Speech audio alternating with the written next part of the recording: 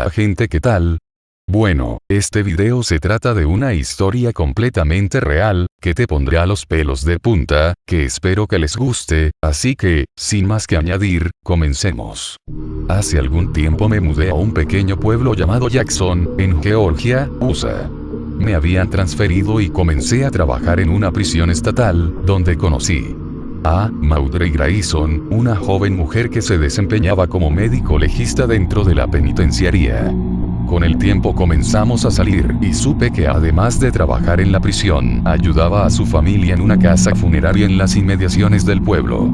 Apoyaba a su padre y sus hermanos en la funeraria y el embalsamamiento de cadáveres. Su función principal era preparar a los muertos, sacando y metiendo fluidos en sus cuerpos, además de darles una mejor presentación para el servicio funerario. En Estados Unidos es común que las casas funerarias tengan su propia sala de tanatopraxia en los sótanos, además de los servicios funerarios que se podían dar dentro de la misma, como valor agregado. La funeraria era de la familia y habían sido por generaciones tanatopraxistas, haciendo lo mismo en diferentes sitios. Pero en Jackson ellos eran los principales proveedores de funerales en donde toda la familia estaba involucrada. Además de sus padres, en esa casa vivían su hermano Daniel y su hermana Amanda con sus hijos Jack y Melissa, de 7 y 6 años. El esposo de Amanda se había ido al servicio a Irak y estaban de paso en la casa, aunque vivían al otro lado del pueblo en Flovilla. Con el tiempo me fui acostumbrado a sus pláticas sobre los muertos y sus peculiares costumbres post-mortem. Al estar en la plancha de preparación, eran muy tenebroso, pero a la vez fascinante. Fue una tarde de sábado que salimos a dar un paseo al centro del pueblo y caminábamos por el bulevar cuando Audrey recibió una llamada extraña. Debía ir a la funeraria ya que había un servicio urgente. Había sucedido un accidente por la tarde y los familiares del fallecido querían hacer el funeral cuanto antes. La familia y en especial el padre de ella, quien hacía las prácticas con los difuntos, no se encontraban en el pueblo. Habían salido a una feria local en el pueblo vecino de Griffin. De tal suerte que no se podía negar a hacer el servicio. Ella me invitó a acompañarla mientras hacía la preparación del cadáver, y yo como no tenía nada mejor que hacer decidí irme con ella. Al llegar a la casa me impresionó el estilo victoriano de la misma. Era una casa de madera muy antigua de principios del siglo XX, que le daba un aspecto más lúgubre a la situación. Entramos a la casa y en el interior había varias sillas elegantes dispuestas para los dolientes y un ataúd vacío en donde estaba recargado un tripié donde comúnmente ponían el retrato del difunto. Todo aquello me dejó un sentimiento de nostalgia e inquietud. Las instalaciones en general eran dignas de una funeraria, lujosas, con pisos pulidos y lleno de flores que eran cambiadas en cada servicio. Detrás de la sala velatorio había un pasillo largo que conducía a unas escaleras que daban acceso al sótano, donde había otro largo y oscuro pasillo en donde al final estaba la sala de tanatopraxia. Las puertas de la sala de preparación eran de madera perfectamente barnizadas que se abrían y cerraban haciendo un rechinido. Mi primera impresión al ver la sala fue de mucha intranquilidad. Estaba oscuro y apenas una lámpara iluminaba el cuarto. Era bastante espeluznante ver la mesa de trabajo de acero inoxidable y al fondo unas gavetas empotradas en la pared donde guardaban los cuerpos para conservarlos. E inmediatamente que entrabas sentías el frío de la muerte y lo más perturbador era el olor. Una pestilente nube de formaldehído te invadía las narices. Todo estaba en orden, limpio y dispuesto para trabajar con los muertos. Audrey encendió las luces y se iluminó todo el recinto. Mientras se colocaba una bata, sonó un timbre indicando que había llegado una ambulancia con los restos de alguien y ella procedió a recibirlos. Yo me quedé en una pequeña oficina fuera del cuarto. Había una laptop y una cafetera. Encendí ambas y me senté a esperar en tanto ella recibía el cadáver y hacía su trabajo. Escuchaba el abrir y cerrar de las puertas en todo momento en tanto los servicios médicos dejaban el cadáver y mi novia hacía lo propio al prepararlo para presentarlo lo mejor posible en el servicio funerario que se llevaría muy temprano el domingo. Mientras sucedía esto, Audrey me visitó un par de veces durante la noche para que estuviera cómodo. Serían las 2 am cuando el ruido de un auto y después el abrir de puertas me alertó. Al ser pisos de madera se escucharon pisadas y niños correr en la parte superior. Audrey salió de la sala y me comentó que sus padres y su hermana habían regresado, por lo que se fue a recibirlos y darles los detalles del servicio urgente.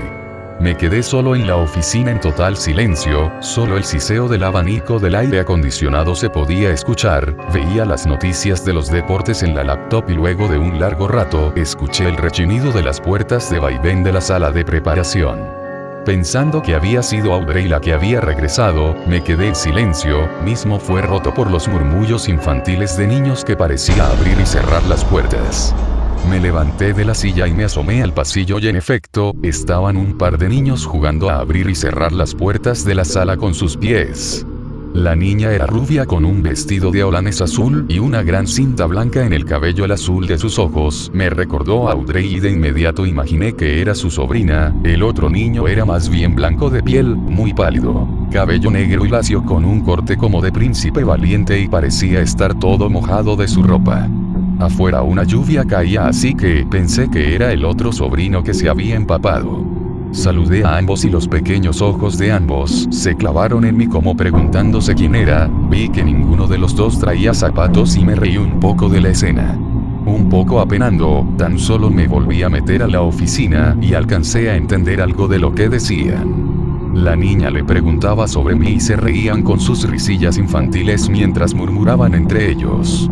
Luego dejaron de sonar las puertas y escuché el correr de pies descalzos por el pasillo en cuanto una voz femenina y severa llamaba a los niños. De nuevo me quedé solo y empecé a dormitar. No sé cuánto tiempo pasó y sentí una mano helada tomarme de las mejillas. Era Audrey.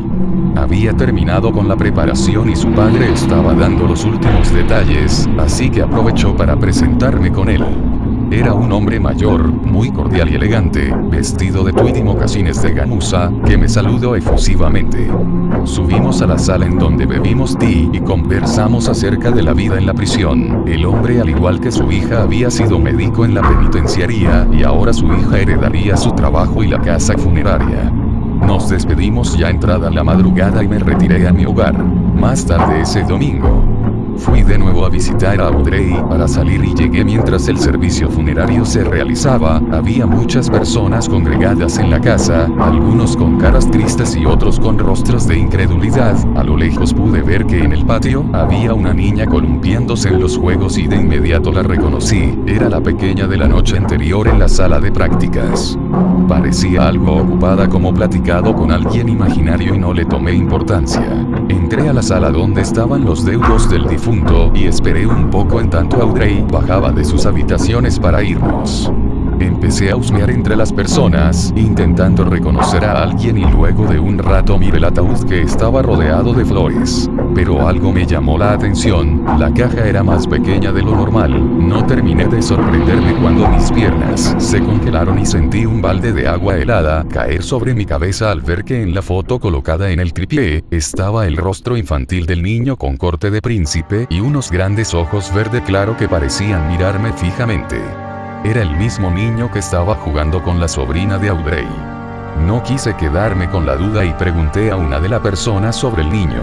Atrás de mí estaba un hombre con rostro acongojando que parecía mirar fijamente al ataúd. Al preguntarle si conocía al niño fallecido, me dijo que era su sobrino y me contó que la tarde anterior el niño se había ahogado en un lago cercano al pueblo. La familia estaba destrozada por la pérdida y aceleraron el proceso de inhumación para que las autoridades no intervinieran. No me dijo razones, pero todo era muy sospechoso. No quise indagar más. Me acerqué al ataúd y miré el cuerpo del niño. Estaba perfectamente presentado, parecía estar vivo aún y el color pálido con el que lo vi en la madrugada había desaparecido. Sentí temor y náuseas al pensar que había visto un fantasma, pero más aún porque la sobrina de Audrey estaba jugando con él de manera amena. En ese momento el piso se me movió y se abrió al asaltarme una sospecha. ¿Y si la niña en realidad también era un fantasma? Caminé hacia la salida y me quedé paralizado pensando en eso. Vi el columpio a lo lejos y se balanceaba solo. Sentí pánico y mis piernas se petrificaron al ver que la niña de los ojos azules corría hacia mí. Había salido por un lado e iba con alegría hacia donde me encontraba parado y de pronto, al tenerla casi enfrente de mí, salió una mujer que resultó ser Amanda, la hermana de Audrey, y la tomó entre sus brazos. Sentí alivio, pero aún me perturbaba la idea de que la niña pudiera estar jugando con una aparición y no solo eso, que yo pudiera también verlo. Mientras fumaba un cigarro, Audrey llegó y me abrazó por detrás. Yo estaba algo tenso, tenía un temor e inquietud sobre el tema de los fantasmas. Siempre pensé que eran historias para las fogatas y los 4 de julio. Nos alejamos y yo iba sumido en mis pensamientos. Antes de que pudiera decir algo, Audrey dijo algo que me dejó helado. ¿Viste al niño, verdad? No lo alucinaste, en realidad sí era un fantasma. Las mujeres en mi familia podemos ver a los espíritus, pero mi sobrina hasta puede hablar con ellos. Yo me quedé parado en medio de la calle y la miré con temor. Apenas iba a preguntarle algo cuando me interrumpió agregando: Aquí en el pueblo se hacen presentes muchos espíritus, pero veo que tú también puedes verlos. Acostúmbrate, no hacen daño, solo quieren no sentirse solos. El niño era muy querido en la comunidad, se llamaba Bertrand Mason y era hijo de un hombre rico en Jenkinsburg, un pueblo vecino.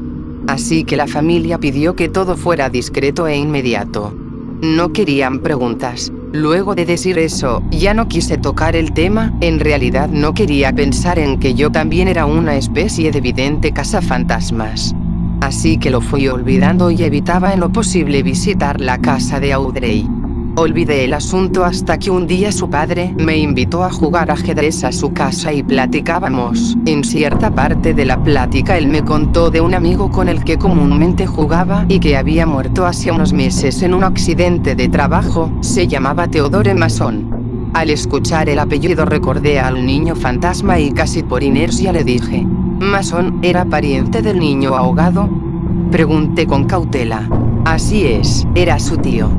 Respondió con pesar en tanto se levantaba de la silla. Se dirigió a un librero y sacó una especie de anuario. En él estaban las fotografías de varios miembros de la comunidad y me enseñó a Theodore Mason. Sentí una corriente eléctrica recorrer mi espina y la sangre se me heló al ver que el hombre de la foto era el mismo la que le pregunté sobre el niño el día de su funeral. El mismo que me había contado del accidente.